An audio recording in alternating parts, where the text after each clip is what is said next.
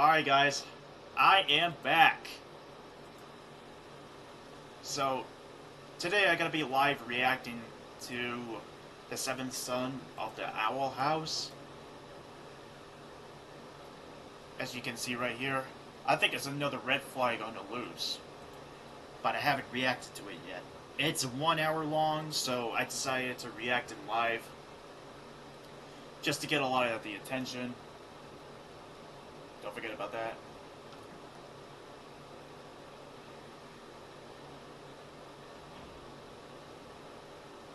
Let's do this, shall we?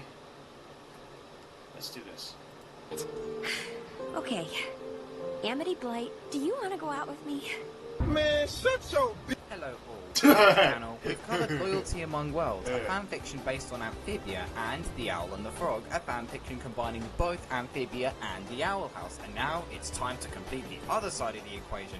And what better fanfiction to cover than one that is almost given as much flack as Loyalty Among Worlds, based solely on a few images, not even screenshot edits, just artwork and posters. A fanfiction that places a young... Okay, that's pretty good of all, but if the relationship happened, someone's a complete predator.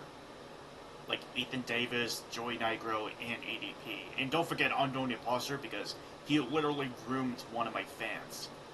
That is a minor, so that is not cool. Never do that, guys. Ever. You'll get in trouble and sent to prison by an FBI. Also, I've seen, like, Admiral TBA in a few videos on YouTube, and that is pretty weird of all. And it was a 16-year gap. Admiral TBA was 30,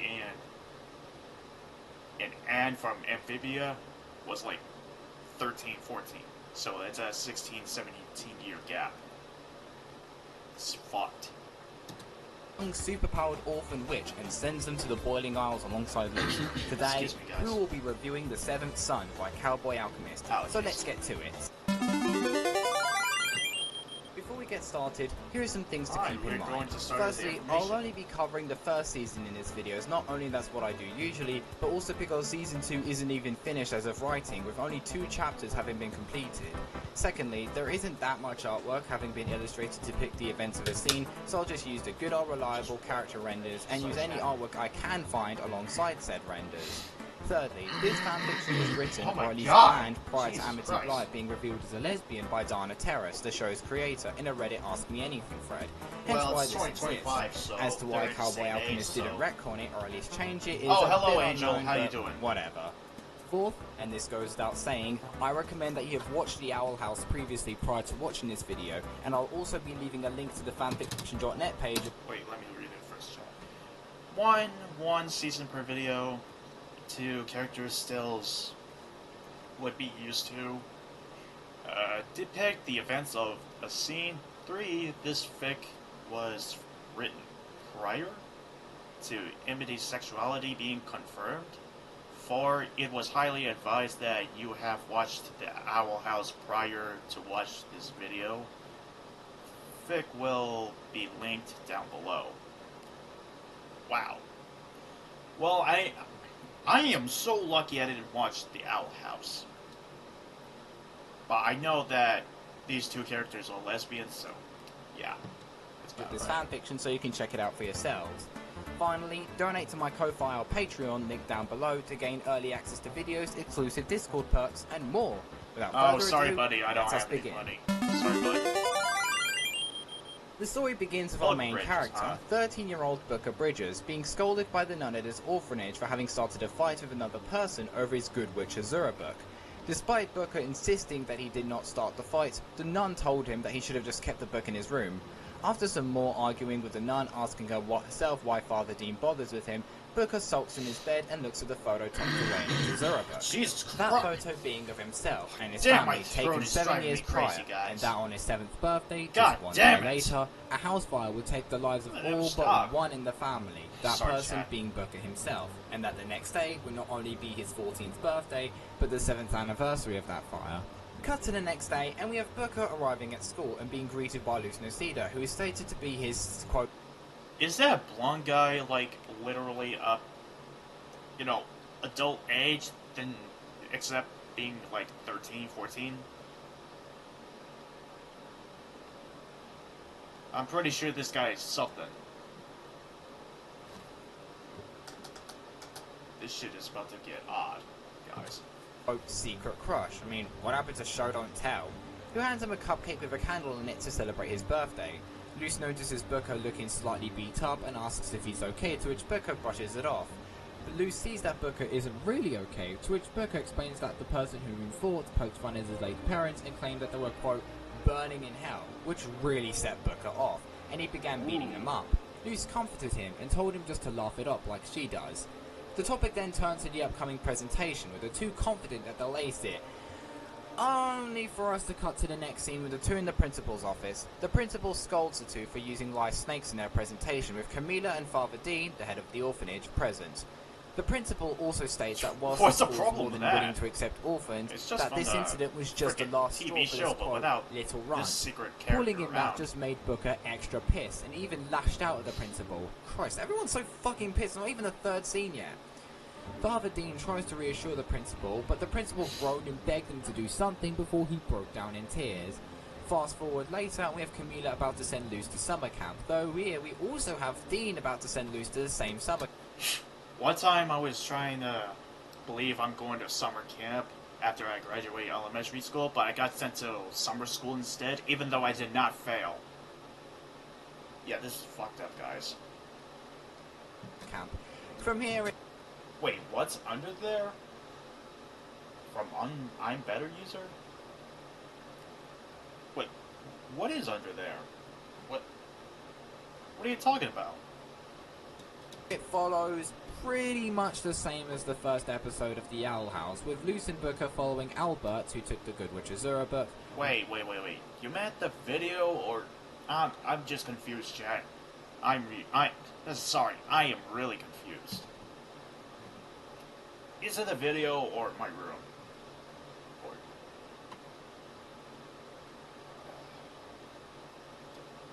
Let me know in the comments, chat. Running into the portal, entering the demon realm, and encountering Ida Clawthorn. Luce snatches the book, Ida prepares to confront them, but the two leg it, with Booker straight up calling Ida a bitch. Shenanigans ensue, not too dissimilar from what happens in canon, and now we have Booker. This would have been crazy if this happened in the actual Disney TV show. It decided to show this on Disney Channel.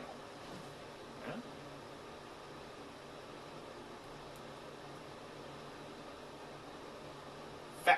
Whoa, wait, what? Who are you? What does Fatty have to do with anything? What the heck? Luce re-encountering Ida. The two introduce themselves, to which Ida takes notice of Booker's second name.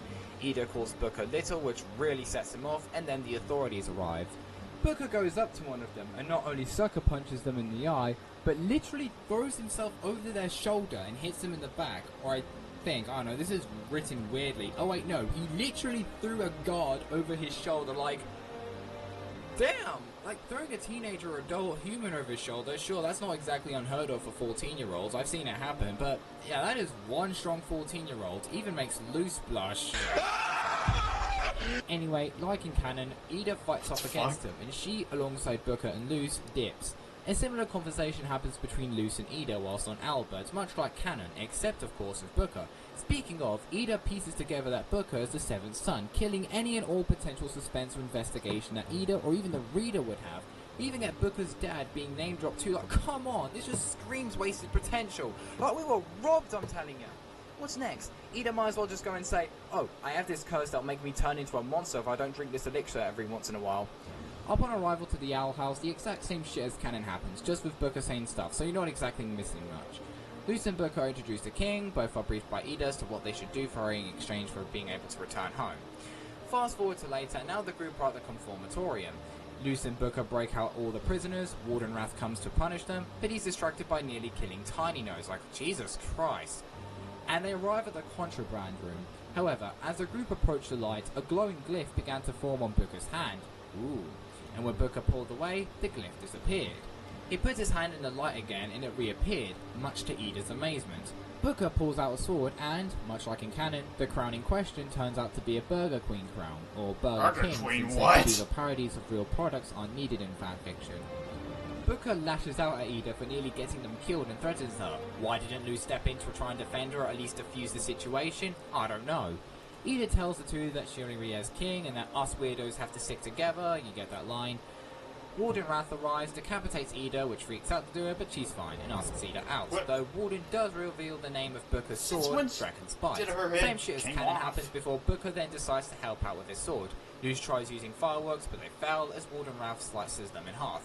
Booker then jumps in out of nowhere, stabs Wrath in the stomach, the runes on Dragon Bites begin curling as they desire before he straight up effortlessly bites and then decapitates him. Like, come on! I get he's the seventh son and all, but this just surely could have been executed way better because he just seems overpowered as fuck. Oh, I'm good. Thank you. Anyway, everyone cheers the group now that the warden is dead. The group return home. Ida explains that Booker is the seventh son of Malcolm Bridges, Booker's dad, and that he needs to learn to control his magic. Right before going like, alright, you guys are going to go home like I promised. But then the two decide, nah, we're going to stay, especially since Booker, since he really had no future nor purpose on Earth. The chapter then ends with the two making themselves at home in Ida's storage closet, and Booker feeling good about this new world. This chapter was pretty meh. It presents interesting ideas, and whilst it's not particularly bad, it still suffers from the fact that all of these reveals happen pretty much all at once, leaving little in the way of suspense. To this chapter's credit, I think these ideas were interesting, and if they were to have, you know, proper build-up, then they would have made for interesting arcs, and the chemistry between Booker and Luz is fine. I'm not offended by it, but it could use some work. Overall, a pretty mediocre start, 3 out of 10. Very expected. This chapter is basically witches before wizards, so I'll keep this brief. The chapter starts off more or less the same as canon. Luz wakes up to find out it's not a dream and attempts to wake Booker up, even teasing him as someone from his orphanage, though that backfired when Booker threatened her before he woke up. Booker went into the bathroom to get ready before being jump scared by Hootie and punching him in the face, though he did apologise, so it's all good. In the kitchen, he tried to get something to eat, though got jump scared by tentacles. Luckily, he used Dragon's Bite to dispatch that, so it's all Gucci. And after that, down to eggs. Same shit as canon happens, and Luz, Booker, and King are made to deliver potions around Bonesborough and run into Adagast. Whilst Luz is credulous and falls for his chosen one spiel, Booker is suspicious because, well, of course he is. Cut to back home, and Luz is super optimistic whilst Booker tells her, "Girl, that man is lying to you. You just stepped right into this world and you barely even know this dude. Now, what will Luz do? Will Luz A, heed Booker's warning and realise that there's a high likelihood of Adagast being full of shit, you know, too good to be true and all? Or B, completely ignore his warning and then the exact same shit as canon happens?"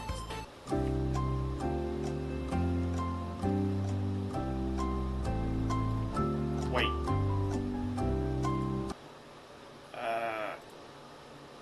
Okay.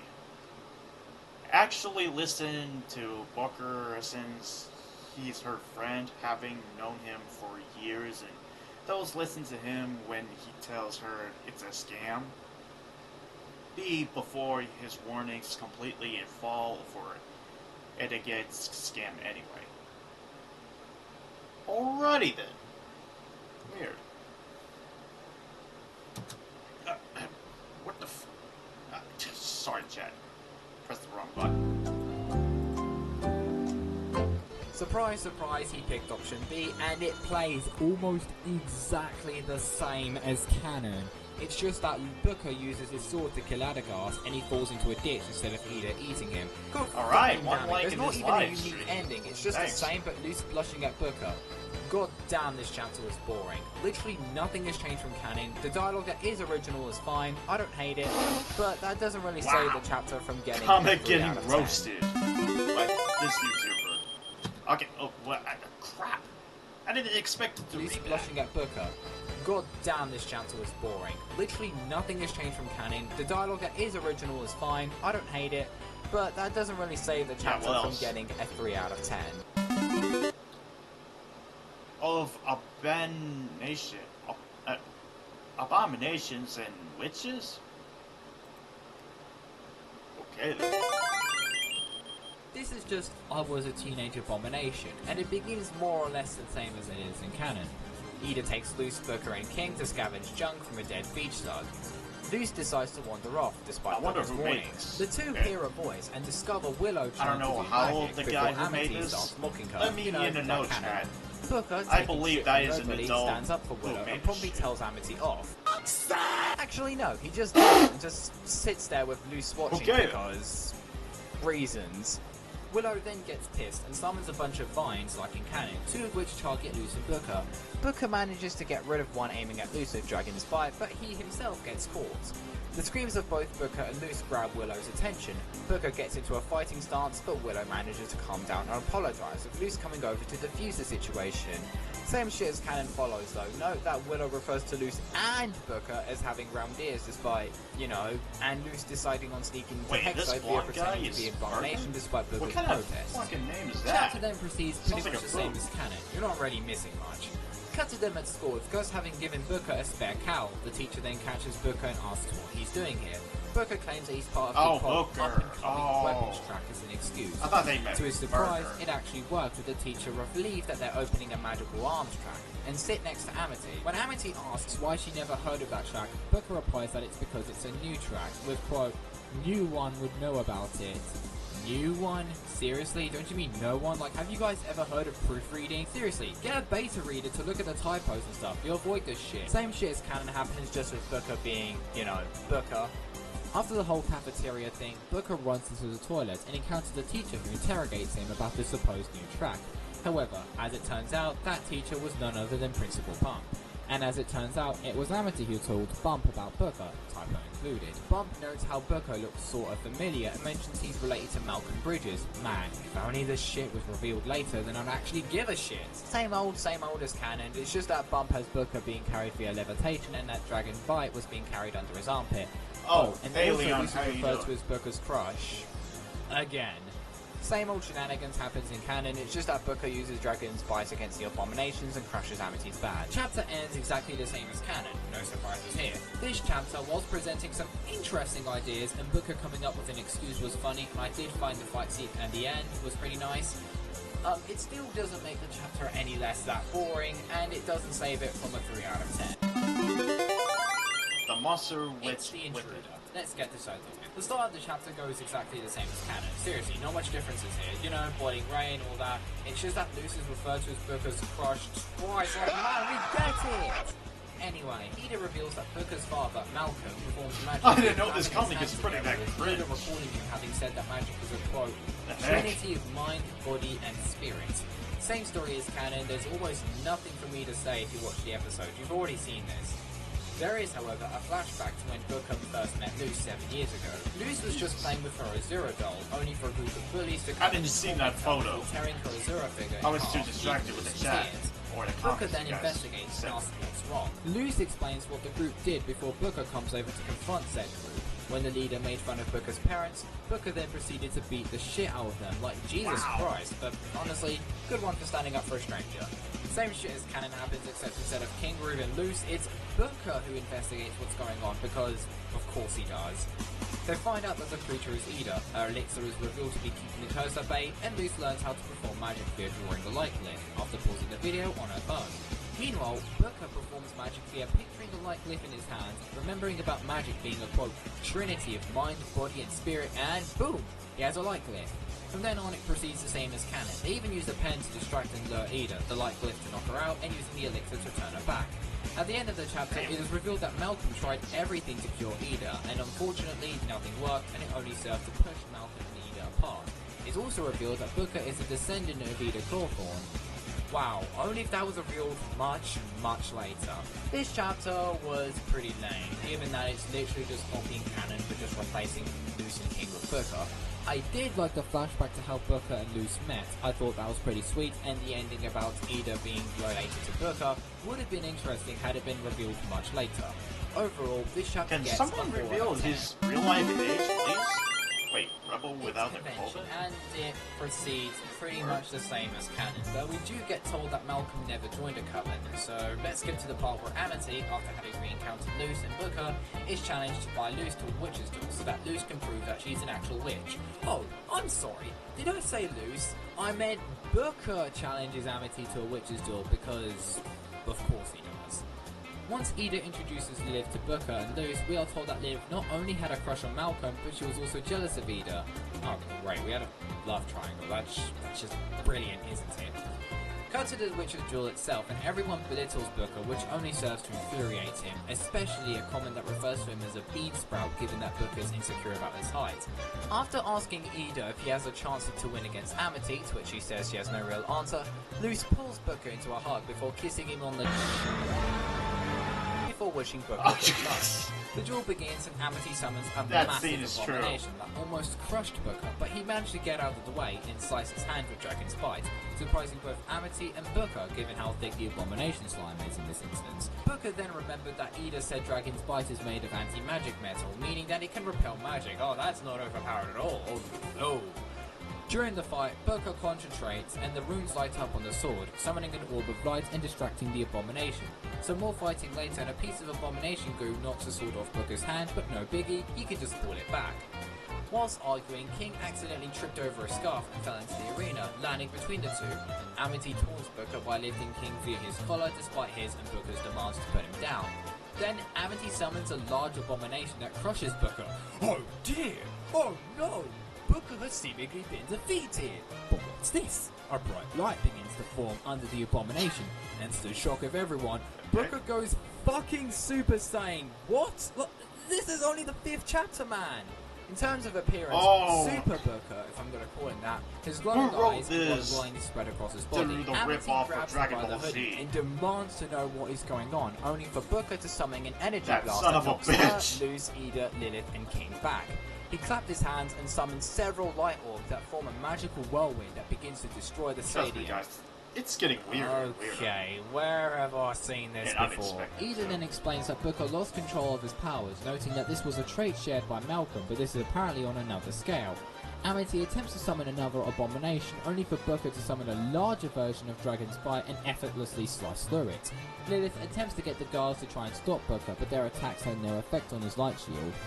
Booker then forms a massive tentacle out of the light shield and swats him away. Thankfully, Booker's rampage is ended after Luz talks him out of it and thus calms him down. Where have I seen that before? It turns out that Booker has no recollection of what happened. Amity gets pissed at him, accuses him of having known what was happening, and storms. A little while later, Booker reflects on Luz kissing him on the cheek, stating it felt nice, and the chapter ends pretty much the same as canon. It's just that we have Belos showing an interest in Booker, or the 7th son, as we are reminded. This chapter is... Didn't get to see his age yet. What the hell? Booker hoarding Luz's spotlight and going Super Saiyan is plain absurd. So now, you may think, well, in Avatar The Last Airbender, Aang went into the Avatar state in the first episode, and that Booker being calmed down by Luz is similar to Katara calming down Aang in the 3rd episode, so what's the issue? Well, here's the thing. And first off, in the latter's case, I found that interesting and there's nothing wrong with borrowing beats from other stories, as if I generally thought so, then I'd be the biggest hypocrite on earth. Secondly, well, Aang was not holding the spotlight from a normally main protagonist. The fight between Luz and Amity in canon was great because it showcases a stark contrast, Luz being really scared and anxious, running away and just hoping that Amity's abominations land on Ida's traps, whilst Amity is confident and boastful. In this fic, however, it's incredibly boring because not only Booker and Amity are evenly matched, with Booker even more so as a result of going Super Saiyan, and that just completely breaks the flow of the fight and it's just not fun to read. Overall, 3 out of 10. Lame chapter. Hoodie's moving hustle. It's the episode of the same name. What the hell is Hoodie? Practically exactly the same as canon, just with Booker added on. Oh, for fuck's sake. You know the story, Moonlight conjuring, Willow and Gus are excluded from the one held by Amity and her friend group. They perform a conjuring at the Owl House despite Ida's wishes and Booker's advice because, yeah, of course he knows best, and the house becoming more alive than it originally was. The part that does change, however, is towards the end. The group is tied up and dumped inside the house by the demon hunters. Booker calls in Dragon's Bite and asks that Willow use her magic to unsheath it. Willow apologizes and explains her backstory with Amity. Also note that they're not being dangled off the edge of a cliff with a branch. Using Dragon's Bite, Willow cuts the rope and the group finds himself not at the edge of the cliff but far from it. What's more is that the demon hunters have stopped moving and are looking at a cloaked figure wearing a Plague Doctor mask and a bat talisman. He makes quick work of the demon hunters via a variety of magic before he disappears. Chapter ends the same way as canon, just with a cloaked figure watching the owl house from afar and saying some stuff to himself. There isn't really much for me to say other than this chapter once again just rips off canon for a majority of its duration. The reference to Booker's height and him as being called a hybrid just feels short, and once again, please, just call them Booker and Luz. Like, stop making it for both. Stop using stuff like Dominican Girl, Luz's Crush, Hybrid. Just call them Booker and Luz, please. Though I do find the end pretty cool, I really hope that gets followed up. Overall, this chapter gets a 4 out of 10. The Wailing Star. It's lost in a language, so let's just get cracking. The chapter begins the same as canon. The Bat Queen sends her children to Ida, Luz, King, and Booker to take care of them in exchange for one hell of a fortune. Except, of course, Luz doesn't go to the library, it's Booker because reasons. Booker heads to the library, has a small scroll of the librarian, he helps the child find his friends, and as it turns out, their friends are being read to by Amity. Note that the child isn't Warden Rath's son, as Warden Rath is... well... Booker finds out that it's Amity, and so tries playing nice, but Amity just goes... just putting which memes serves trying to make sadden us Booker. laugh. Enter Edric and Amira. The two tell him not to let Amity get to his head before introducing themselves. Booker once again tries to get on Amity's good side before she promptly tells him to kick rocks. Same shenanigans as canon ensues, nothing really much to note here, until we have Booker and the Blight Twins in Amity's secret room and reading her diary entries.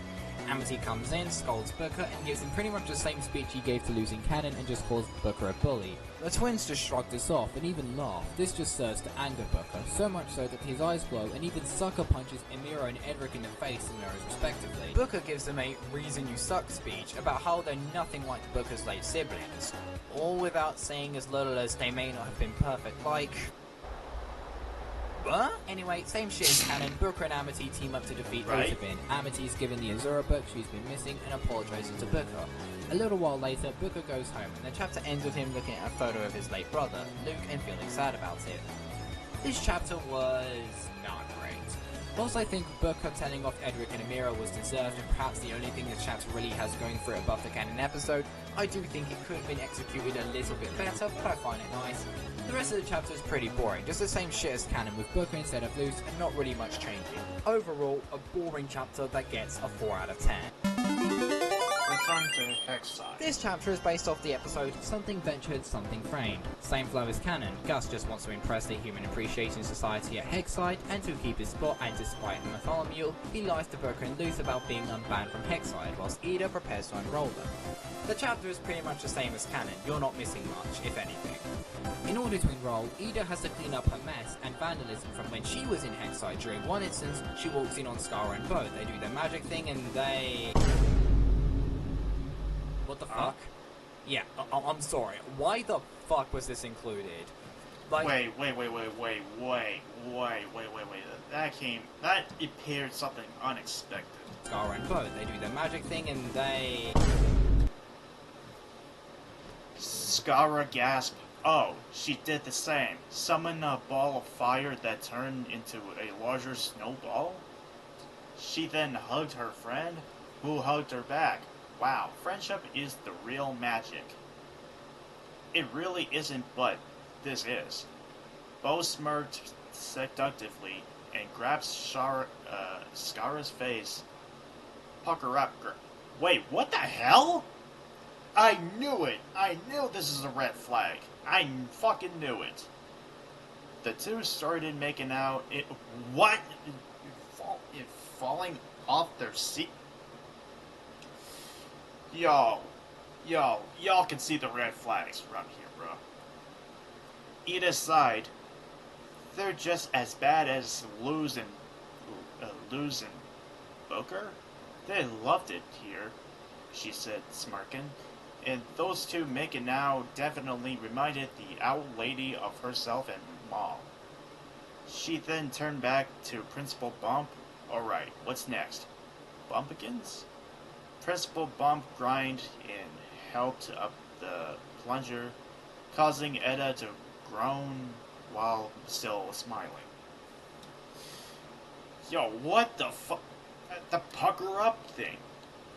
That is so out of context, bro. What the fuck? Yeah, I'm sorry. Why the fuck was this included? Like, I get the story is supposed to be a sort of a mature take on the Owl House, but like, mate, they are both 14 years old. Come on, man. Yo, dude. Why?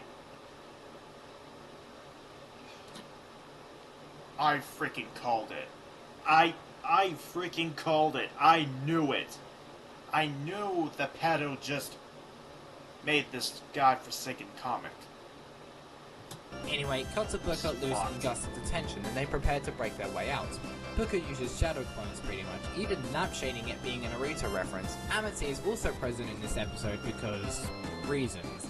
Anyway, the chapter ends the same as canon, except that Ida knew the Bat Witch. This chapter, as you can tell by my summary, was not enjoyable to read.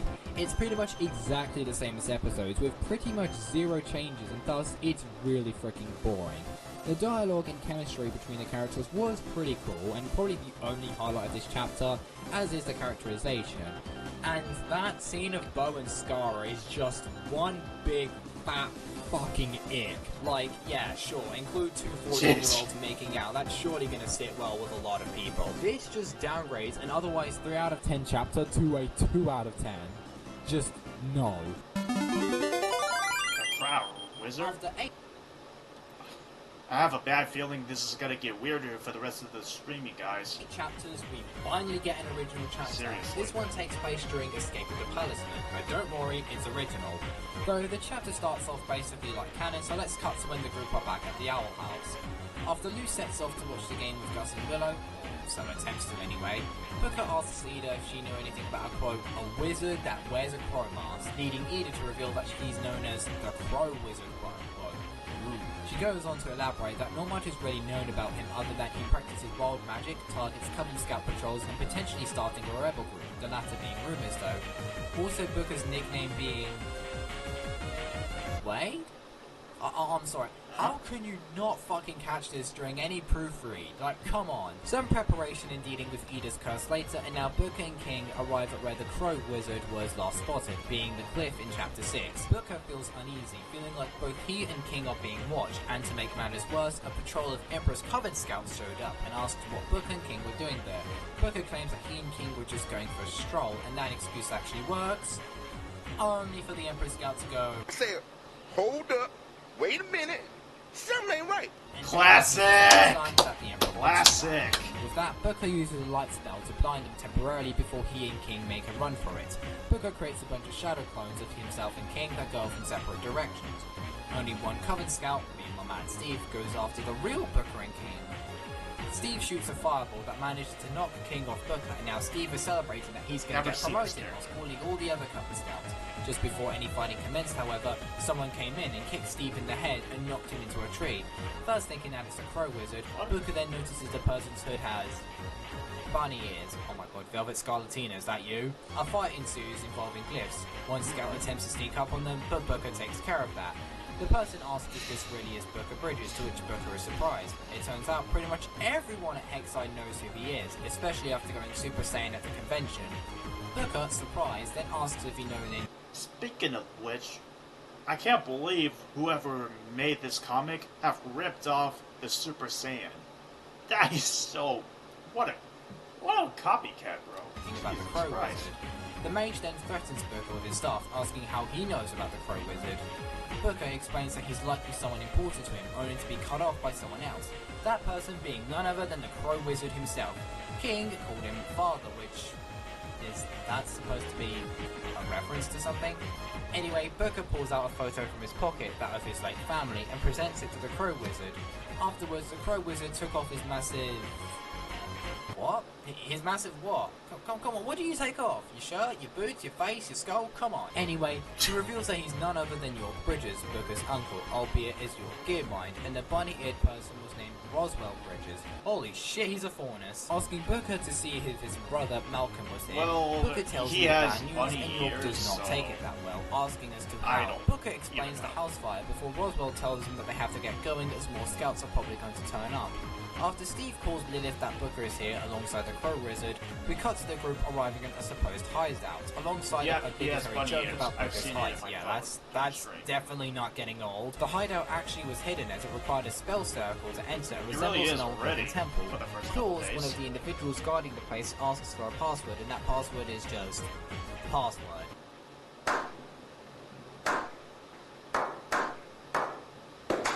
The group then enter the main chamber, which is like a living room. 2 people present were Hexite students, one of whom being from the Oracle Coven. Then another person entered, and to Booker's shock, it was none other than Skara, who was nonchalant about the fact that she was in Amity's friend group. Oh, and King is salty about Skara's brother being the quote, usurper.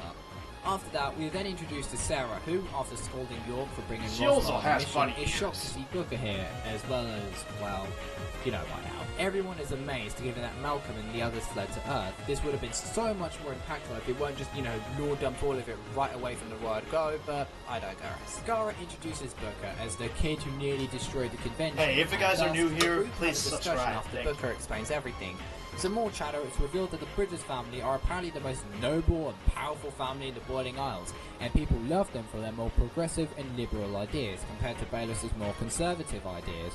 We cut to a flashback 14 years ago. After getting word from the head of the Oracle Coven that Booker was about to be born, Bello sends out a team of assassins to take out the Bridges family. The Bridges managed to stand their ground, but when Bellos arrived, it was like a primary school basketball game, but then LeBron James joins the other team, and that's when they knew they were giga fucked, especially when the manor was set ablaze. Malcolm's wife and children fled to Earth before York destroyed the portal and lost consciousness as a result of the fight, catching a glimpse of Bellos' true form. Whilst York was managed to be escorted away to safety by Sarah, everybody else who was still in the demon realm wasn't so lucky, and so Bellos had them summarily executed, all of this having occurred on July 7th. The flashback ends and it's revealed that the surviving relatives of Booker's family have organised a resistant movement against the Emperor's Coven. Yeah, baby, move over, Kaz, because these guys are in charge. They toast their fallen family members, but unfortunately Lilith and her Coven patrol show up, and now they have to escape, given that Lilith and the Coven scouts were now breaking in. York tells everyone to flee whilst he stands his ground, and despite his protest, also tells Booker to flee. Lilith's group breaks in and finds an empty room. Then York comes in and promptly tells him to piss off. Lilith refuses and places York under arrest. York retorts by accusing Lilith of literally glazing Bellos, and then a fight ensures. The shockwave of York's weapon causes Booker to sense it, and yeah, he can sense shockwaves now. Okay, what's with these guys are making their OCs fucking Thanos? Like, he can sense shockwaves and nobody else can?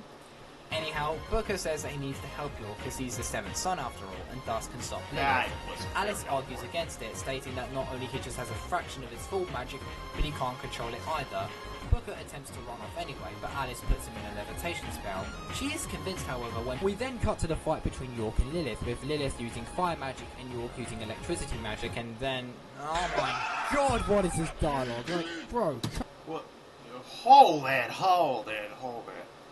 I can't even read while the play, so I have to pause it trying to read for you guys. Okay, where did you learn about lightning music? She said, glaring at the mask of the Crow Wizard. I've always known about it, York said, pushing her back and swinging the sword at her. Lilith used her own magic to zoom away from the blade, and reappeared a few feet away. It doesn't matter, she said, but felt something wet on her cheek. Wiping her hand on it, she was shocked to see blood from a light cut? Bruh. You can beat me, Lilith, the Crow's Wizard said. You never could. Lilith has surprised by this bold proclamation before narrowing her eyes at him. Who are you?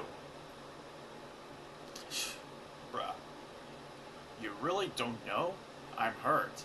Deciding that there was no use in hiding his identity, York grabbed his mask and pulled it off, revealing himself to the head of the Coven. After all, I used to tutor you. Lilith was confused by this, as at first the purple hair threw her off. However, as she looked at him closer, her eyes widened. York?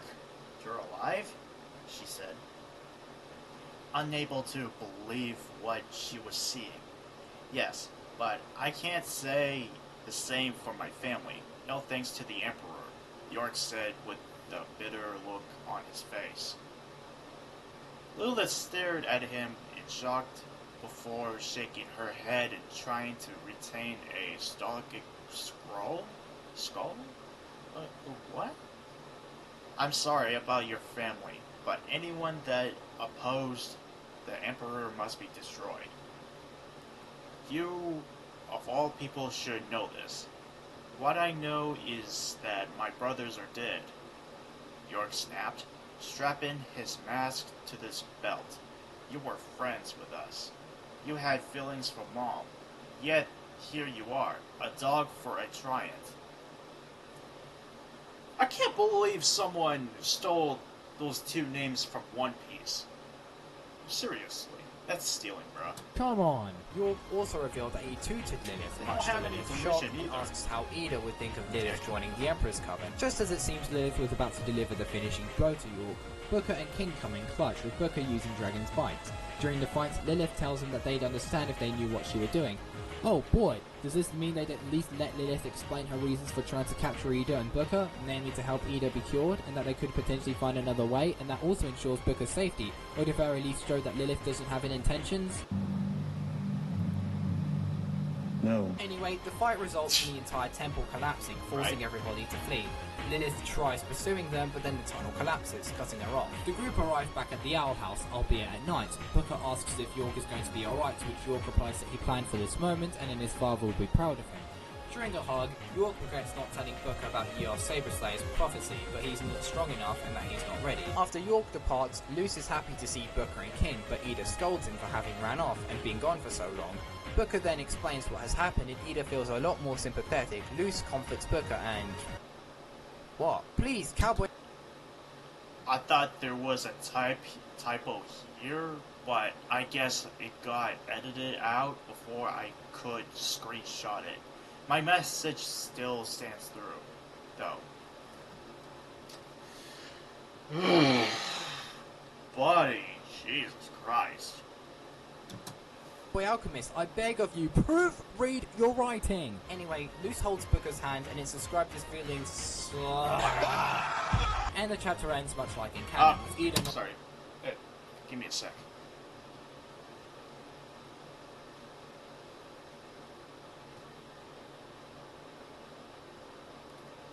I'll be right back, guys.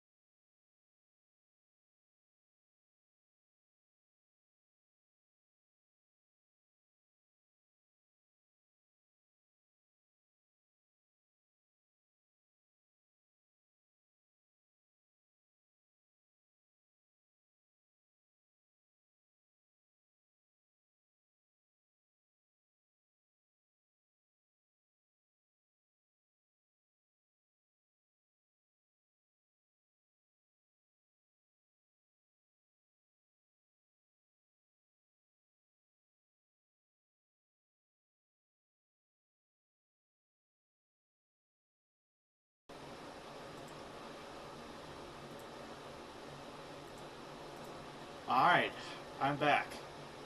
Sorry I have to pause it for a bit. I have to do laundry, so let's continue. Noticing the curse is getting worse. We're halfway This chapter there. was interesting.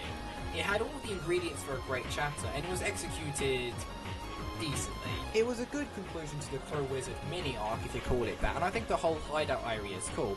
The people in the hideout are... well, I don't really have much to say about their personality because we barely could gauge them, but this is their debut story, so this is just a given.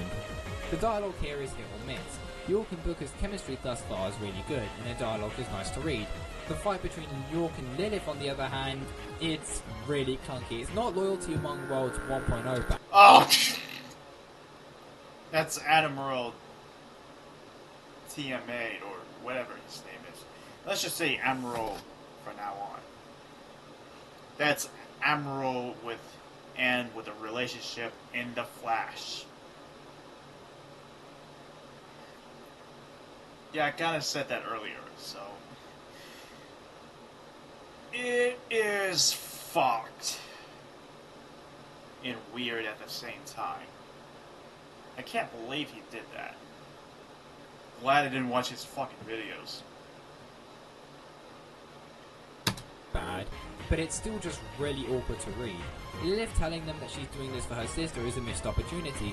She could have explained why she wants to bring them to Belos, them explaining that Belos is not only lying, but he may not even want to cure Ida in the first place. That could have changed the dynamics of the story drastically, and we could have had the rest of the fic being drastically different and more interesting.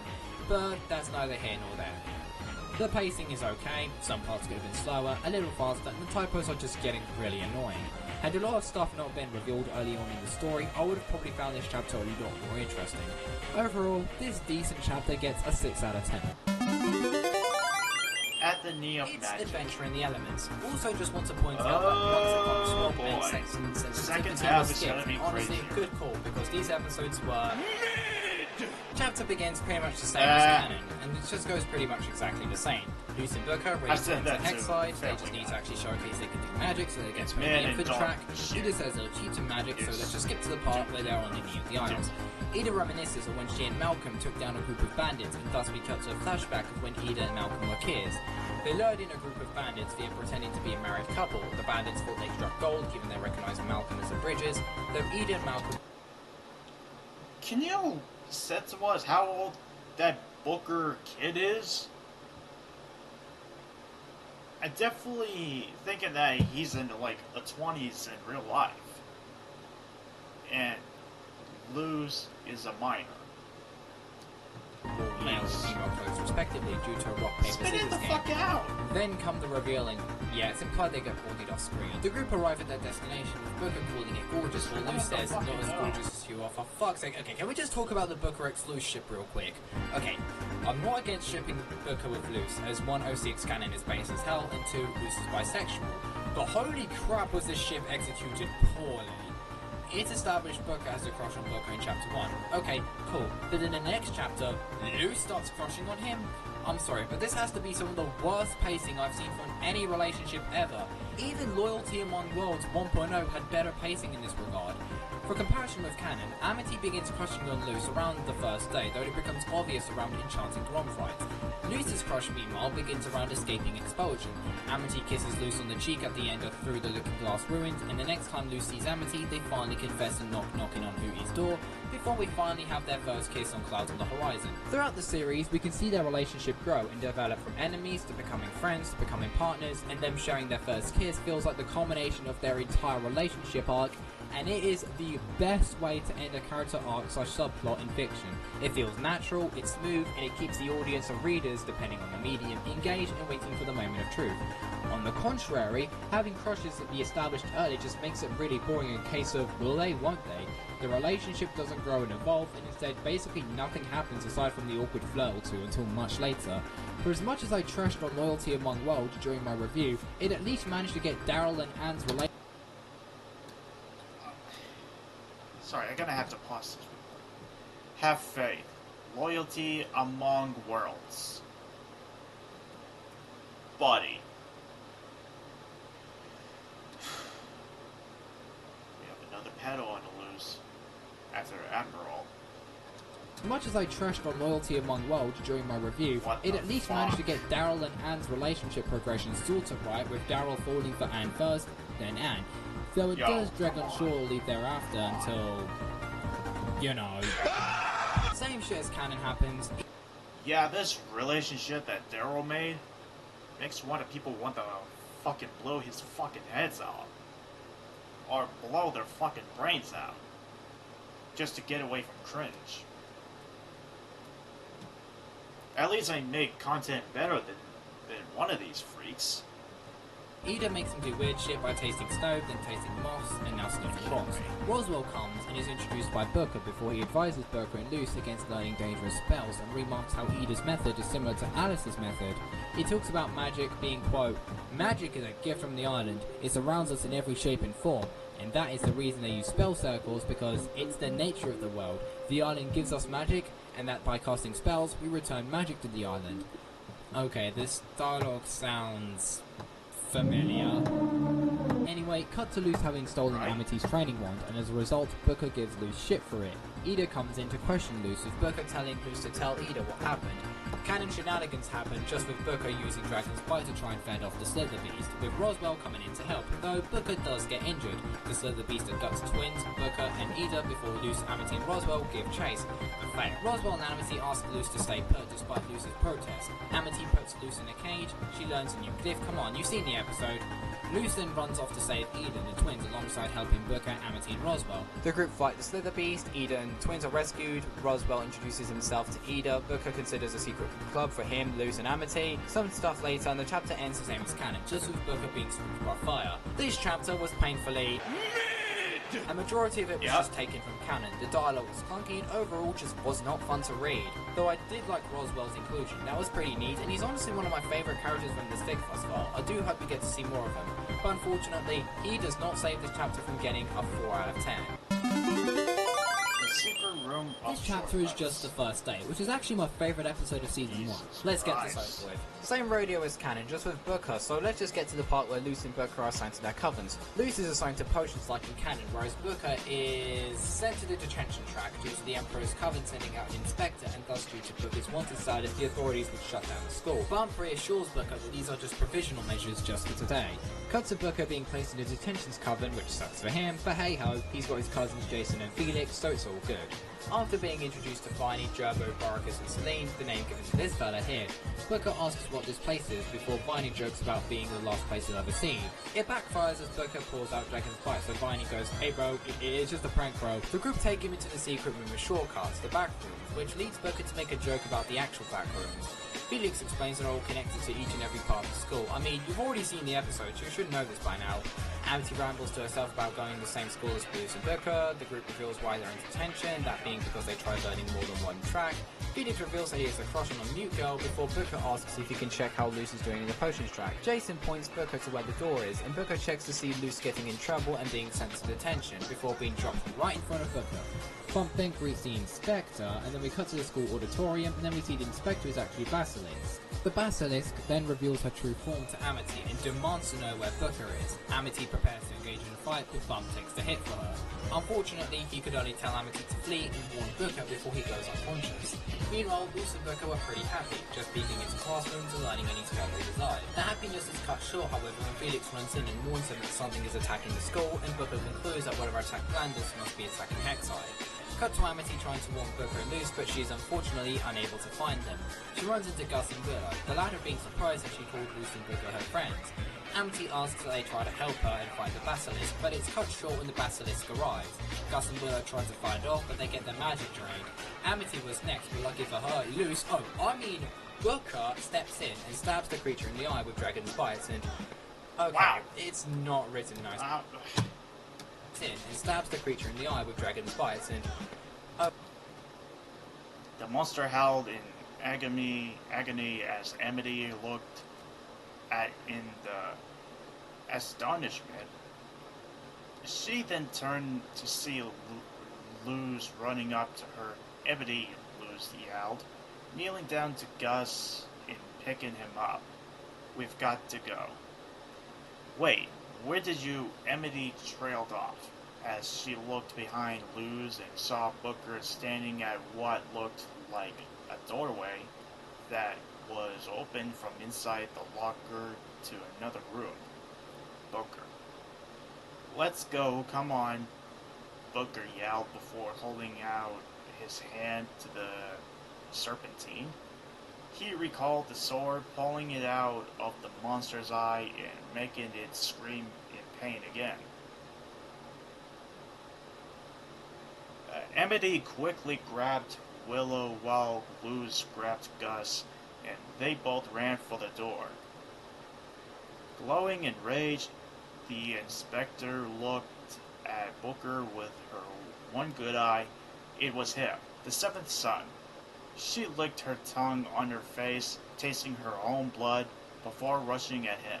However, the moment both girls were inside, Booker slammed the door shut. The monster slammed its head against the lockers, breaking through into an empty classroom. The inspector looked around and saw Booker wasn't in the room. This enraged her, and she roared loudly. "Bro, and thank you for the another sub, guys. I really appreciate that." Okay, it's not written nicely. It should have just said something like this. Took me an hour. Anyway, Amity explains to Booker that it's the reason she wants him as well. You can all guess why. They consult the crystal balls used for the oracle track to find out what exactly they're dealing with. The crystal ball tells them that the basilisks are very dangerous and, quote, very extinct. Like, come on. The easiest way to check if it sounds right is to say it out loud. Like, does very extinct sound right to anyone? Anyone? Anyway, the group devised a plan to deal with the basilisk.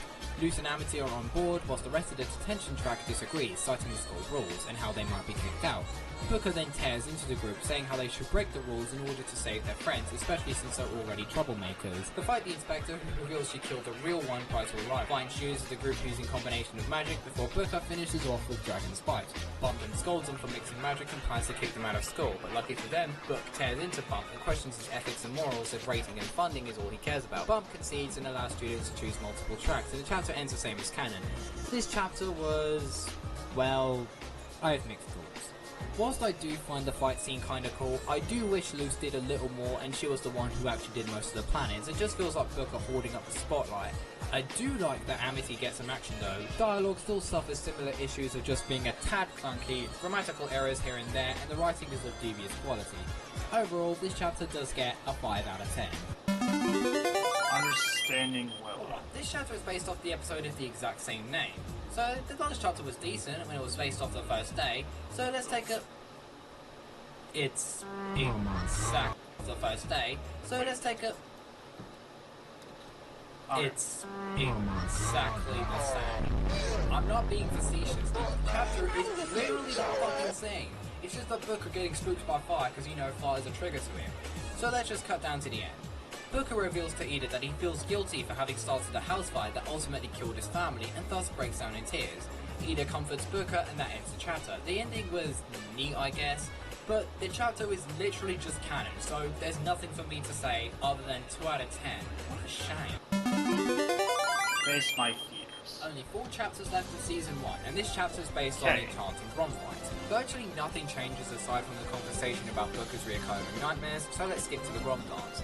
Booker enters the arena while drawing out Dragon's Bite. The Grom monster appears behind Booker and morphs into poorly made claymation monsters that, quote, wanted to look like they were made by Ray Harry Hodgson but missed the mark by a mile. But Booker made a quick work of them, so it was fine. Then the monster manifested into Edith's curse form, but it was no match for Booker, so he promptly dispatched it via a combo of magic and of course Dragon's Bite. So it's all good. Booker, feeling super confident, is prepared for the next form. But the Grom monster morphs into the form of a 7-year-old child of the party. Booker is confused at first, but then his confusion turns into horror when the young boy envelopes the region in fire and reveals himself to be Booker at age 7, blaming Booker for having murdered his own family when he got his powers. Booker defends himself, but then the Grom monster summons more illusions, all while tearing into Booker for apparently committing famicide. This breaks Booker into a sobbing mess, leaving him defenseless as the Grom monster devours Booker and escapes the stadium. Edith tells Luz to help chase after it as there could be a chance that Booker is still alive in there, and then similar shit to canon happens until Luz tells Amity that she knew Amity had a crush on Booker, given the letter, and Amity reveals that she knew Luz had a crush on Booker. Oh hey, the 11th hour, how's it going? Boy. They managed to free Booker, and the Grom dance happens. Thank you for more or the less new the same sub, mechanic, guys. Just with Booker using Dragon's Bite to help them fend off the Grom monster before I Lucy really and Amity are appreciate it. declared Grom Queen, and Booker... Wait, what? What? Is he marrying these two? Nah. Double pedophilia, bro. Double pedophilia. Grom. And oh The my chapter god, ends there's a pretty much the same fucking as canon, fly. nothing new to see here. Sorry Though about that, I guys. did, however, I hate forget to flies. mention something that I've actually liked Fucking in me the around. script. Basically, we get introduced to a character called Warwick, who's a battle witch, and he actually falls for Amira and actually begins dancing with her, so that's pretty nice. This chapter was not great. Whilst I did like Booker's whole shtick with the Grom monster, his insecurities about the host fire, Sounds and good the to death hear, of his the parents, 11th hour. Luce and Amity fighting him, and it becomes a three-way fight between Luce, Booker, Amity against the Grom monster just feels super forced. Amity having developed her crush on Booker at this point does not feel right, especially since the build-up has been more or less... Is he having a child bride? I'd rather That's have it that this crazy, remains bro. the episode where Amity's crush on Luce is established, and then have Booker as Amity's friendship grow a little more. The rest of the chapter was mostly taken from canon and thus pretty boring to read and just not nice. The chapter overall gets a 4 out of 10. Amira Hell and the yeah, Bad an original Witch. chapter, and it seems all focused on Amira Blight. The chapter starts off with the beginning of the new school semester, school year for those in the UK, and the Blight twins acting up again and are now being chased down the corridor. The laughter turns into terror when they run into a tall individual with bat ears and a skull mask. Amira prepares to attack, but lucky for the twins, the dude means no harm. He reveals himself to be Warwick, and that this weird looking room is his workshop. Amira was amazed at these inventions and even teases Warwick about it, causing him to blush, but then asks what Amira is doing in his workshop, which just made her blush, whilst she questions how he knew her name. Warwick explains that it was because she was, quote, the most popular girl in school, with like her living in power, garbage, money, guys. beauty. Inspecting the workshop, Amira asks Warwick his name before taking a notice of a pair of gloves. This is when Warwick reveals a secret. He has something known as congenital bowel disease, in which a witch's bowel sac is blocked. To counteract this, he developed gloves that allow him to draw magic without having to use his bowel sac. He showcases other inventions Wait, before what? Amira is called into the What? Wait, whoa. to draw magic without having to use his bowel sac. He showcases other inventions. What the fuck?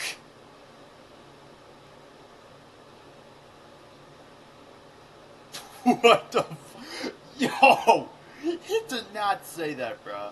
Before Amira is called into the principal's What? office. Cut to the present day, and Amira notices Warwick skips lunch, so he bought him lunch. Ed comes and jokes about Amira having bought him lunch, but Amira tells him it's not for him, it's for Warwick. Amity jokes about Warwick being Amira's boyfriend before Amira retorts about Amity's crush on Luce. Oh, I'm sorry, did I say Luce? I meant Booker. Amity then quickly brushes it off while turning red. Then Amira teases Ed about his feelings. Amity then quickly brushes it off while turning red. Then Amira teases Ed about his feelings for Roswell. Okay, am I missing something? When was Edric crushing on Roswell? After promising not to tell their mother about this, we then cut to Warwick being stunned that his idol, inventor Holmes, had arrived at school. Warwick's project for the school fair had caught the attention of Holmes, with Warwick being excited to show more of his projects. Later on, Holmes asks Warwick to replicate those gloves, and in exchange he'll offer an apprenticeship at his company. Once Holmes leaves, Amira reveals herself to be spying on both of them, some awkward flirting later. We cut to Amira asking Booker, Luce and Edric for help with Warwick remaking his gauntlet. She also confesses that she has a crush on Warwick, much to Booker, Luce, Amity and Edric's amusement. We then have a scene of the group helping Warwick create the gauntlet. Booker, Luce and Amity gather materials, whilst Edric, Amira and Warwick get to work on making a potion to replace the amplifying stones, as the Emperor's Coven declared them to be contraband. Once the trio returned to the Owl House, Warwick got to work assembling the glove, utilising leather and welding metal before dousing the gauntlets in the potion. Cut to Monday, Edric and Amity notice Amira looking less upbeat than she usually does. When asked, she explained that she looked into Holmes and find out he's part of the construction coven and, due to him having invented so many things, that he's on track to become new coven head, replacing Mason.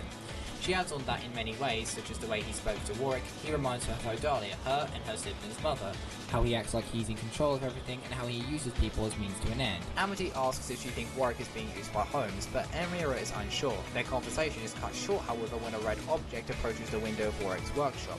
The Blights approach the workshop with Amira having a feeling something bad's going to happen, and lo and behold, something did, as before she could speak any further, an explosion shatters the wall in the workshop.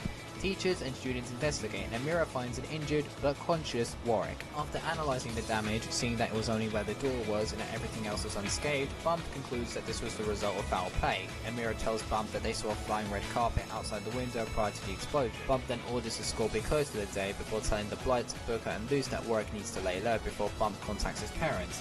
Luce assures Bump that they know just the place for Warwick to lay and low, and that place being the Owl House. King baps Warwick, much to his annoyance, whilst Booker and Luce speculate on the potential motive onto whoever attempted to kill Warwick. As Warwick recounts the events of the previous few days, he comes to the conclusion that Holmes attempted to kill him. When questioning why, Ida recalls how Holmes is also infamous in some areas for stealing people's inventions and claiming credit, i.e. a serial plagiarist. Warwick is in disbelief, but Edith's claims are confirmed when, on live television, Holmes unveils the spell gauntlets and even says they could be helpful in warfare, much to Warwick's horror. This then leads them all to an awful conclusion. Holmes entices people to build things for him, showcases the blueprints before he kills them and takes credit for their inventions. And now the group has to devise a plan. Holmes can't use the gauntlets without the potion, and so it must return to Warwick's workshop. Once he's there, then they can trap him. Cut to Holmes arriving at Hexside at night, assuring the guards that he'll help investigate whoever murdered the students. His plans turn south once the guards assure him that the student is alive and recovering. He convinces the guards that he still needs to assist the investigation via telling them that it's best they get some rest. Once the guards leave, Holmes quickly runs into Warwick's workshop and tries to find the blueprints. He's then is caught off guard when Warwick and Amira arrive to confront him. Despite Holmes' numerous attempts to manipulate Warwick, it falls flat right on his face, made worse by the fact that Holmes recognized Amira, a second name, as being, quote, one of Alador's brat, and that the entire situation was being broadcasted live, meaning Holmes' crimes were being exposed for all the Isles to see. Realising the jig is up, Holmes attempts to attack the duo, only for them to flee on his flying carpet before Holmes chases them down, tearing apart of the school off and using the debris to form a makeshift armour. Then Booker arrives to assist the duo, flying them with wing. I should just stop questioning this stuff at this point. Holmes then tries swatting them out of the sky, only for Ida to come and blast him, remarking how this is for her essay. Shortly thereafter, Edric and Amity arrive to see if Warwick and Amira are alright. A battle ensues, and it seems Holmes managed to get the upper hand. However, to his shock and horror, Amira managed to summon a giant construct of herself, who promptly crushes Holmes' armour and knocks him unconscious, and destroys the spell gauntlets. The illusion spell did a number on Amira and nearly knocked her unconscious, but she fell into Warwick's arms and woke up. After running away to avoid the authorities when Holmes is placed into custody and taken away, Warwick reveals that the gauntlets were destroyed before he then destroys the blueprints. Warwick and Amira finally start dating, and the chapter ends with Lilith's palisman flying above the area and reporting to Lilith. I really wanted to love this chapter. When I first read it, I thought it was great, but now, knowing what I know now, this chapter is, whilst not exactly bad, isn't exactly great either. The dialogue is pretty clunky, but not too bad, and the relationship between Warwick and Amira feels really, really rushed and forced. As far as I remember, they never interacted in prior chapters, sans enchanting Gromfright, which I'm pretty sure is now Face My Fears. Sorry, the title was just kind of forgettable. Which just makes their development super lame. The storyline of this chapter was pretty cool, but nothing too special. I did like the fight at the end, and Amira using that giant illusion construct was really baller. Though Booker suddenly getting wings is something I found odd, and the same grammatical errors persist throughout the chapter. Overall, a pretty okay chapter that gets a 6 out of 10. This chapter is based off the episode of the same name, so let's get through this. Though I will be whizzing through this as I want this video out pretty soon. The chapter starts off like canon, with Bosher acting out more confident about the upcoming Grudgeby match. We then cut to Skara preparing for the school day, some chatter and Bye, Grandma. She then left the room again. I'll pick you up a Harry Pop. Ew. Gross. Don't worry about me. I've already got one, Alice said, pulling out a giant lollipop that had some bits of hair on it. Okay, that's gross, bro. She laughed before shoving the lollipop in her mouth, licking and sucking on it like crazy. What the fuck? Dude, come... You can't show this to children. Making a lot of gagging my god, bro. Skara smiled at her great-grandmother with an uncomfortable smile. That woman sure did love her Harry Pops.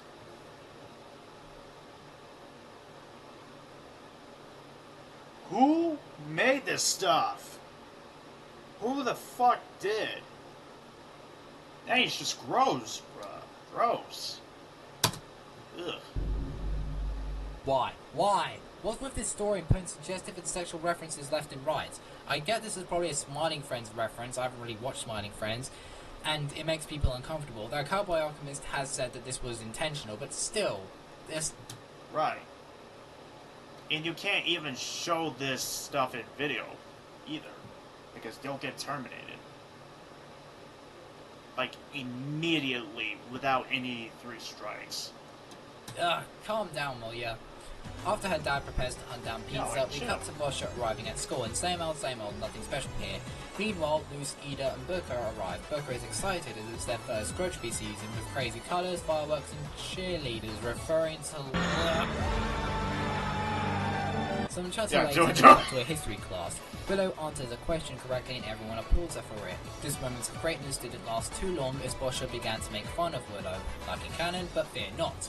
Booker is here to try and get her to piss off. Despite Booker's warnings, Boscha continues to poke fun at Willow and Booker. This causes Booker to snap and use a magic construct to restrain Boscha against the wall before removing the pin that she stole off Willow. Man, that must have surely shaken Boscha to the core. Surely she must at least learn not to fuck with Booker, especially given the past few times he lost his shit both in the page and in universe, right? No. Same shit as canon happened, though we do get classic meme, Hotel Mario. Friend or not, and we have Boscha taking that was the a piss good out of the on group like canon, except Booker is involved.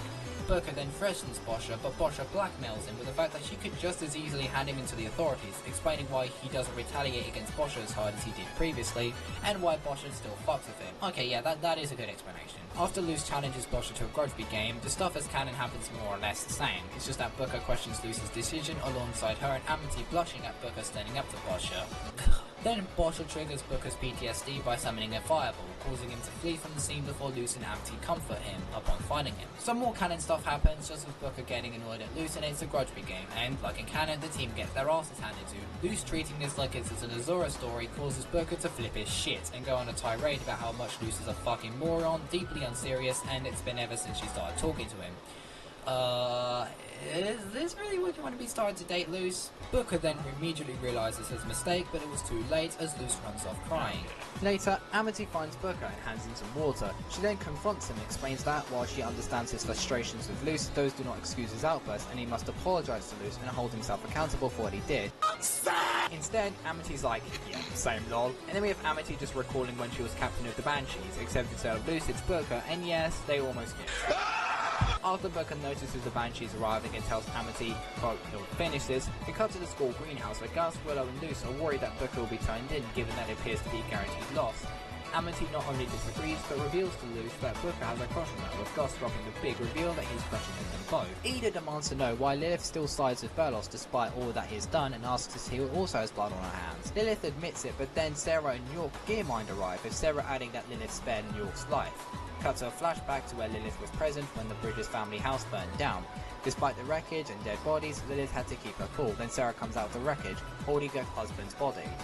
After the two former childhood friends glare at each other, Lilith tells Sarah, quote, go, bury your husband and never let me see you again. She then explains she's never arrested her out of guilt for what she has done. Ida still explains that she's choosing to side with Berlos, but Lilith justifies it by stating Berlos can and will cure her once she joins the Emperor's Coven. Despite this, Ida still declines, stating that even if she wasn't cured, she would not join Berlos, especially after what she did to the Bridges family. Lilith is in disbelief, questioning why Ida would still protect Booker with her life. After reaffirming her decision, Ida gives Lilith her ring and tells her to lie to Berlos and say that a fight broke out. Despite saying that she can't accept her answer, Lilith takes off before Ida welcomes both Sarah and York into the Owl House. Back at Hexside, the Grudgeby match goes on the same as canon. You know the story. The group wins the match, except that Amity doesn't suffer her injury. Boscha gets salty, even more so that her team ditches her, and so threatens Skara and Booker to turn them into the authorities. She then retracts those threats once Willow explains that she'll have to admit to the authorities that she lost the Grudgeby game, and that admitting defeat is one of the few things Boscha did not like. After Skara, now happy that she's free of Boscha's influence, goes on a date with Bo, the chapter ends with Booker officially being doctored by Ida. This chapter was not exactly great by any means, it's not bad or terrible. I liked when Willow used Bosch's own ego against her, and I like the subplot about Scar slowly distancing himself away from Bosch, and that bit about Lilith's history with Bridges was pretty neat. Let's see his age in real life. This chapter is held back by clunky You dialogue. want to know? This feelings that could have been So we written can a little call better. him out. The scene with Amity and Booker, which I've already described before, and also the scene is just... ugh, no. Overall, this chapter gets a 5 out of 10. Agony of the Witch. Penultimate chapter, folks. Let's rock on with this. The chapter starts off the same as canon, just with Booker / the Seventh Son being put on Belos' hit list. Same song as Narcissus canon, just minor changes, so let's skip to the part where the group arrives at the Emperor's castle. Booker devises a plan in which he goes after the healing hat and sneaks in using an invisibility cloak developed by Warwick, whilst Luce and Amity act like Booker is still with the main group. Booker then uses the invisibility cloak to follow Lilith towards the Emperor's room, where he witnesses Belos consume a palisman, grossing him out. Oh damn, that's terrible! Why would he do this? Some dilly-dallying later, you know the story, it's just that Amity's included, and Booker leads a charge. And now Hex Squad is in the road. Like in canon, the group decides to mess around for a bit, and Booker gains healing magic as a result of touching the hat. Their messing around was short-lived as the room sealed itself shut. Booker tried ramming into the door to break it open, but failed in the process. Same as canon, it's just that Lilith holds Booker hostage instead of Luce, and sends out her palisman to ask Ida to fight her. Ida arrives, she fights Lilith, also using an avatar quote, revealing to her that Booker is officially now her son, and Booker uses his magic to break out of the sphere and charge at Lilith. Then Lilith drops the bombshell that she cursed Ida, and this causes Ida to lunge at Lilith in fury. But the curse was taking too much of a toll on Ida, like in canon. Despite Booker's pleas, Ida goes with her thanks for being my life speech, just with some added bits before Booker is taken away by Owlbird. Oh, and Belos now has Dragon's Bite, and asks Lilith to destroy it, alongside revealing that he has no plans to cure Ida and instead petrify her. Booker then returns back home to see everyone napping. King surprises Booker, which wakes people up, then notices Ida's absence, before Booker then breaks down sobbing, and that includes chapter 16. There isn't really much to say about this chapter. Whilst I did like Amity's inclusion here, Booker using the invisibility cloak was quite clever and the pacing was alright, and I didn't entirely dislike the ending. It still suffers from pretty clunky dialogue, and it's straying not too far off from what actually happened in canon. Like, I'd love to see Booker actually fight Lilith a little bit or something. Shit, I'd love for Booker to have been held hostage in this episode, something like what Zhao did in Taang in Season 1 Episode 13 of Avatar The Last Airbender, and then he fights his way out. Seeing the rest of the group organise a rescue mission. I threw this idea in like 5 seconds, so it wasn't fully fleshed out, but man, just imagine that. Anyway, the chapter isn't terrible, but not exactly great either. It's a 5 out of 10 from me. Blood of the Titan. Here we are, folks, the season finale's upon us. The chapter begins with Booker's grandmother, Alice, looking outside. She, alongside the rest of the remaining Bridges, now Gearmind, family, located to a new hideout after the previous one was destroyed. Nobody knew the location of this hideout, except they were expecting someone, though that's probably just a typo. That person being Yoa Slaver Slayer, a double amputee on her arms that uses her palisman to perform tasks. Alice notes that Yoa never comes over unless it's for something which Yoa elaborates as someone, and that someone being Booker Bridges. Booker was accompanied by the Hex Squad. York asked why they didn't try to stop Belos. Roswell and Jason replied with them wanting to take the healing cat so that Ida could be cured. This just served to annoy York further, stating that now they just painted what amounts to a big fat target on their backs, now trying to evade the Emperor's Coven is going to be much, much harder. After the Hex Squad is introduced to Yoa, revealing that she was the head of the Oracle Coven, we cut to Yoa examining Booker. When asked by Booker as to why she's come to see him, Yoa explains that it's to fulfill his destiny of being the Seventh Son. She explains that the Seventh Spawn of the Seventh Spawn are individuals blessed with magic from the Titan with one goal, and that is to protect the Isles from harm. This magic has been passed down via generation after generation. It is also revealed that the incarnation prior to Booker was last alive 400 years ago. Like, what? I'm sorry, but this makes no sense, though it is entirely likely Belos erased any and all records of the Seventh Son between the 1620s and 2020s. Yoa then goes on to say that the Seventh Son only appears in times of crisis. We're going by Power Rangers logic now? Plus, that would also mean that the person would have to have at least 7 kids, so I do not know how BI traditions work. Seriously, this is just damn confusion. Anyway, Booker then asks what the crisis could be. Yoa then explains wild magic and how Belos took it all away from them from establishing the Coven system. You all know the story. That is when Booker figures out that Belos is the crisis. Yes, no less than 24 hours after fighting him, only now does Booker figure out that Belos is the real crisis. Some more chatter later, and they turn on the news to see Ida's about to be petrified, with Amity noting it's a fate worse than death. Booker then prepares to rescue her, but York persuades him from not doing so as it'll be too dangerous. Booker retorts that Ida saved him yesterday and that he should do the same. York, however, explains that Booker is a high priority target. Belos would take him out in a heartbeat as a result. Some more back and forth with the Hex Squad siding with Booker, even adding that Belos is not as powerful as Booker, albeit not right now as he isn't fully trained. But York still does not budge, and determines that his best at Booker remains hidden. King, however, rips into York, stating that despite his talk about a revolution in getting back at Belos, he chooses to hide like a coward, i.e. all bark and no bite. He then goes on to say that, despite York being the Crow Wizard and having inspired people to stand up against the Emperor, he doesn't strike Belos directly when the opportunity presents itself, and he just sits on his ass all day and acts like a coward and not protect his family, that he doesn't deserve to wear that mask. Honestly, King, that just perfectly describes Twitter. This changes York's mind, and now they devise a plan. Booker is arrested and taken to the Conformatorium to rescue Ida, whilst the remaining Bridges and Skara sneak in and break out all the prisoners. Meanwhile, Luce will be in the crowd of spectators watching to avoid being put in harm's way. So, Skara is just gonna do absolutely fuck all here? Come on. And how does Booker get arrested? By simply turning himself in, with the guard feeling hella lucky because Booker's bounty would have paid for his daughter's medical bills. Okay, I found that part pretty nice and a little funny. Booker and King arrive in the prison and fight their way towards a conformatorium. The rest of the Bridges, sans Skara, are prepared to break people out of their cells, while Luce and Amity watch the petrification and worried for Ida. Meanwhile, Lilith gets alerted that Booker and the rest of the Bridges are here. Despite Kikimora insisting that guards be sent to deal with him, Lilith declines and states that she must deal with him herself. Booker and King find Ida. Ida explains that it's too dangerous, you know the episode, and Lilith walks in. An enraged Booker fights Lilith, tells him to hear her out. Booker's like, I don't give a fuck what you say, but King persuades him. Lilith explains the whole ordeal about the curse, Emperor's cover, and yada yada yada, you all know that kind of stuff. Giving Booker's the dragon's bite, she, Booker and King went ahead to now rescue Ida. Then Lilith and King get whisked away like in canon, leaving Booker to fight Belos. At first, Booker got the upper hand, but then Belos summoned a worm-like creature that seemingly ate Booker. Belos' victory was short-lived, however, as Booker basically went what amounts to Super Saiyan like in Chapter 5 and seemingly defeats Belos, damaging his mask. But unfortunately, Belos manages to reform himself before explaining why he's doing what he's doing. Belos claims that Booker could save the Boiling Isles, as Booker's blood is a hybrid mixture of human and Titan's blood, and that Booker's blood could allegedly save the Isles. Belos does, however, tell Booker that he's not needed now, but what he does need is a portal that was constructed by the Bridges, that being the door to which Booker declined. Luce, meanwhile, uses Albert to try and save Ida, but is whacked by Hunter. After some persuasion via the beginning of the petrification ceremony, Booker accepts Belos' offer, but if you watch the episode, you know that the portal was destroyed, and so Booker does just that via slicing it with Dragon's Bite. Booker rescues Ida, King, Lilith, and Luce while tossing out his sweater? Don't you mean sweater or hoodie? Via threatening Kikimora to open the cage. Everyone flees. Someone doesn't know grammar. Propaganda about the Seventh Son attacking him, and now it proves him right about wild magic. Hunter says some stuff, Liv shares a curse between her and Ida, a spell like in canon. Luce kisses Booker on the cheek before Booker notes something isn't right about Belos, but he does have a weakness though. As for Belos, he's rebuilding the portal and is happier now that Booker's trapped within the demon realm, and that concludes the season finale. This chapter was not horrible.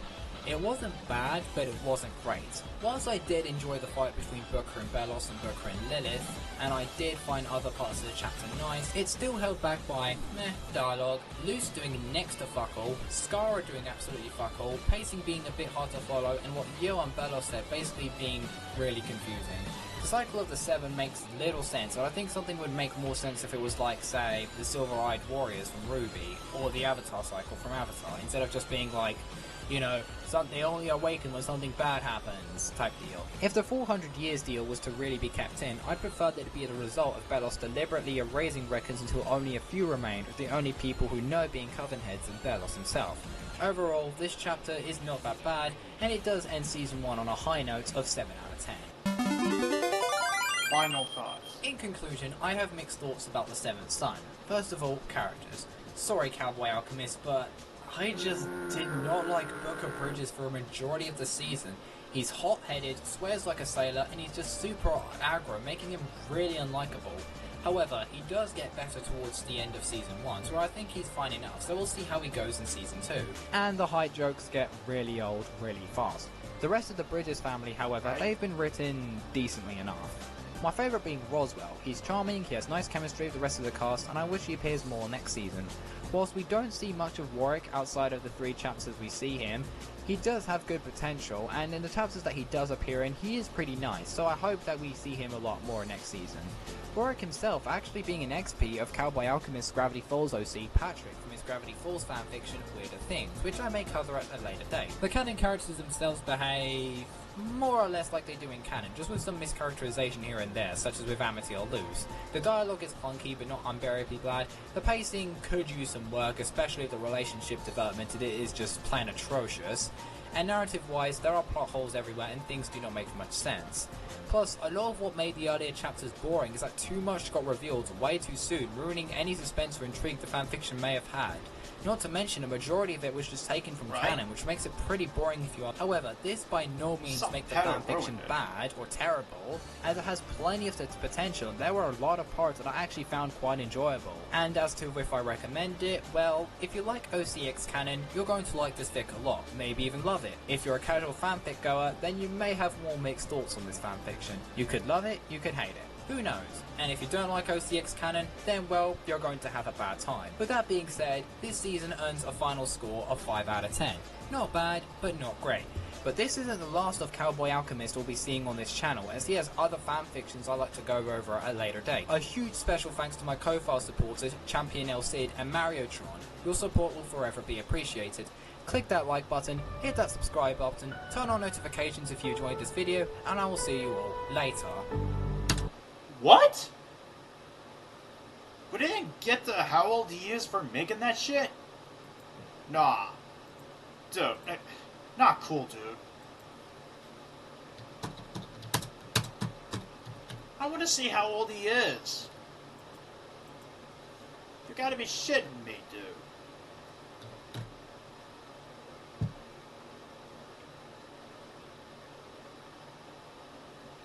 Wait. Dude, no way.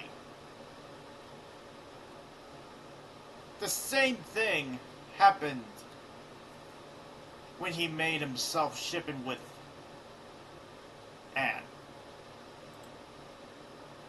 Nah.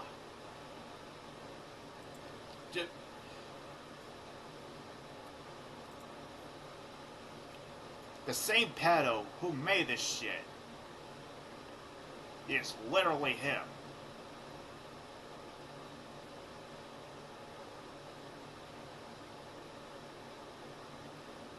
Why? Dude. Bruh.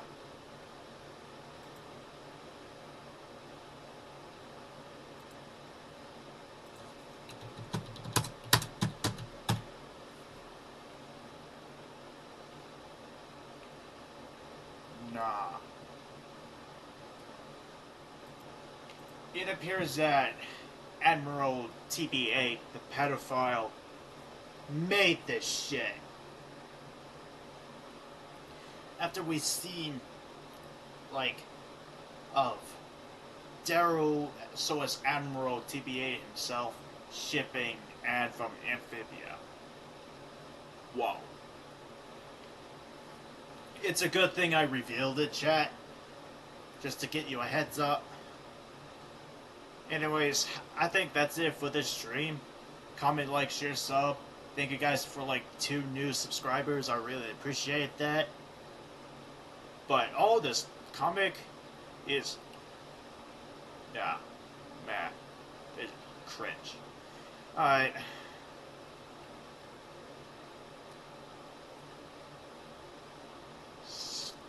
This stream is signing off.